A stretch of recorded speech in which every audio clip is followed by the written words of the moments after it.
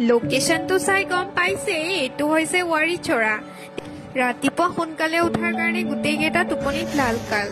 ৰাতি আছিলো আমি হোম ষ্টেত আৰু ৰাতিপুৱা উঠি যাব লাগে প্ৰায় 8 পৰা 10 কিলোমিটাৰ ডিআই গাড়ী ৰখোৱা জাগাৰ পৰা তললৈ নামি যাওঁতে গোটেইকেইটাৰে অৱস্থা বেয়া হৈ গৈছিল এতিয়া গৈ পাই আমি এখন ৰাফ্ট ললো ৰাফ্টিং ষ্টাৰ্ট হৈছিলহে সবৰে সেলফি লোৱা ষ্টাৰ্ট হলেই এতিয়া দেখুৱাই আছো আপোনালোকক আসল লোকেশনটো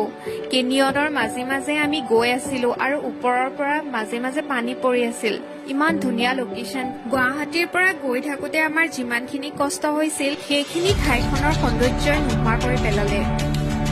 ৰাফটিং কৰি থাকোতে এনেকুৱা লাগিল যেন আমি কোনোবা বাহিৰৰ দেশতহে গৈছো মাজে মাজে আমি ফটো ভিডিঅ' এইবোৰ কৰি গৈ আছিলো আৰু এয়া চাওক আমাৰ লোকেল শাহৰুখ খান দেই শেষত সবেই মিলি আমি এটা গ্ৰুপ ফটো উঠি ললো তাৰ পাছত আমি আকৌ ৰাফটিং ষ্টাৰ্ট কৰিলো এনেকুৱা লাগিল যেন আমি ৰাফটিঙে কৰি থাকিম সেইদিনাখন মই কিন্তু আগতে কেনিয়ন দেখা নাছিলো এইবাৰ প্ৰথম দেখিলো আজিৰ ভিডিঅ'টো ইমানেই বাই